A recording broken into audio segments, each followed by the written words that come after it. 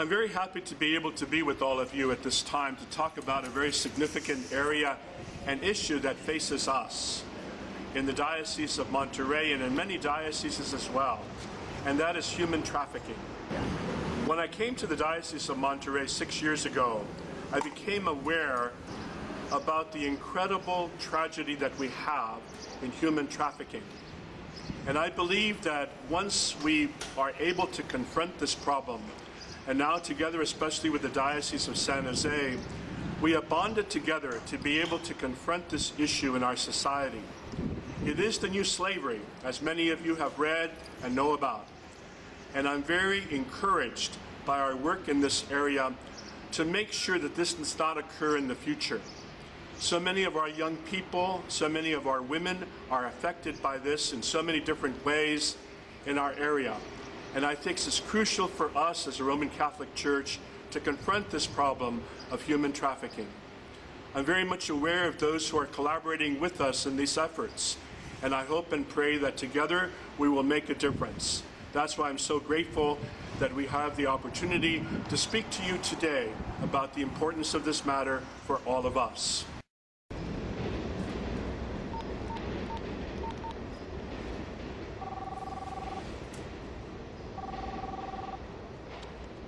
I can't get you everything tonight. I need another week.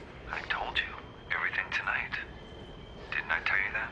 Yeah, you did. But that's impossible for me to do.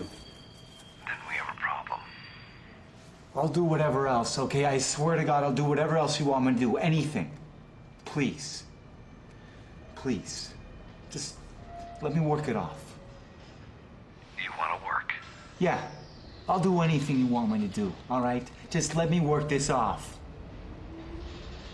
Okay. I think I can find something for you. I'll call you in an hour. Oh, thank you, man. You don't know how much it's...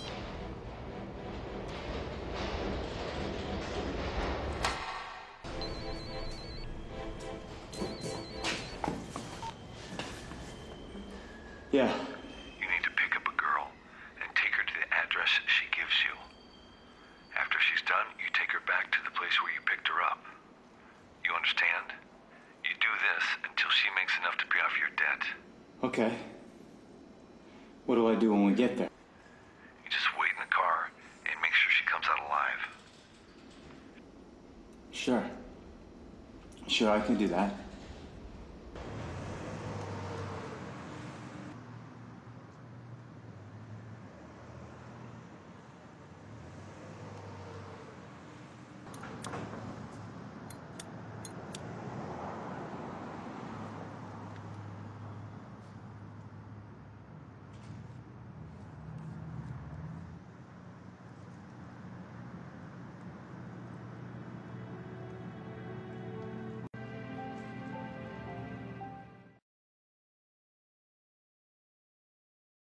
I believe we're looking at the new slavery within our country and within our world because it is an international problem and it's affecting every nation. But in particular, I guess my experience has been an awful lot with the human labor trafficking. And I really do see that as a slavery. And it's all types, whether it be agricultural, working in the fields, or whether it's people in domestic situations, taking care of people's homes and so forth.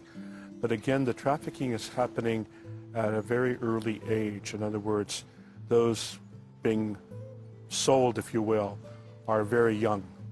And I think this is a grave problem that we have to face in this nation, and certainly we have to as a faith community. The man we'll call Miguel was one of the people who ended up a slave picking origin. And when I came here, I earned nothing. It was a false dream. In the end, I was here working, and I was a slave.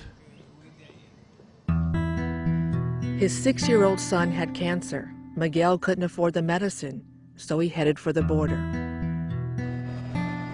He could make more money in one day working for minimum wage than he could working all week in Mexico. He borrowed $300 and left his family in hopes of saving them.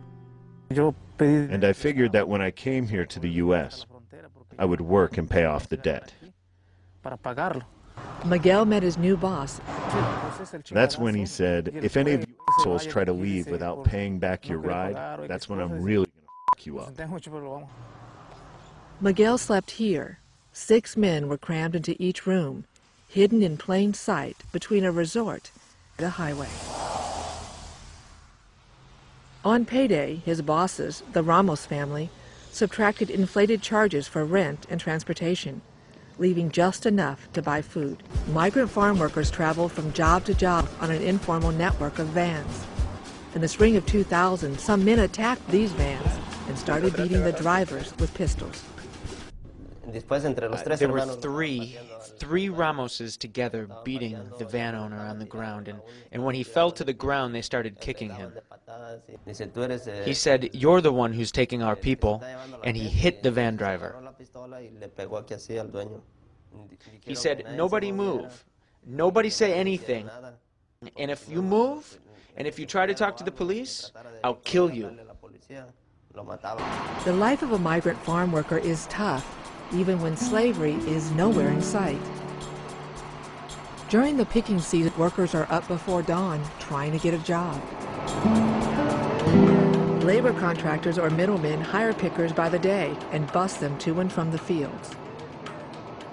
Organizers say the lack of basic protections for migrant farm workers opens the door to even worse abuses like slavery. Slavery is about one person controlling another person using violence, or maybe the threat of violence, paying the person absolutely nothing, and then using that situation to exploit them economically, to make money off them. There are 27 million slaves in the world today. At least 10,000 of them live in the United States. And at this time, I'd like to introduce to all of you Carissa Phelps, who was a victim and now a survivor of human trafficking. An incredible young person who has a great story to tell us about her own life and how it has changed. I was 12 years old. I was homeless, living on the streets. I had no idea what an easy target I was. I didn't even know, even being a survivor, how many other girls it was happening to. A child who's been kidnapped and tortured needs services and resources. They need to be rescued. Instead, we charge kids with solicitation. We charge kids with prostitution. These people that do these crimes stay on the street, and the girls get locked up. They're not a prostitute, they're not a hooker, they're not a hoe, they're a kid. You know, when I was 12 and on the streets, I didn't think I could do anything. It took somebody telling me that I had potential, somebody saying to me, "I see more in you, I see that you could do more." In 2007, I graduated with a joint JD MBA from UCLA. All I want to know is that I go into a community, and when I leave, there's an opportunity for it to be different for the kids that are on the street. That's why I speak, because there's someone in the audience that's going to be that person that's going to change things in that community. My job is, when I see a young woman who's in that position where I was, for me to tell her, I'm looking at my past and you're looking at your future.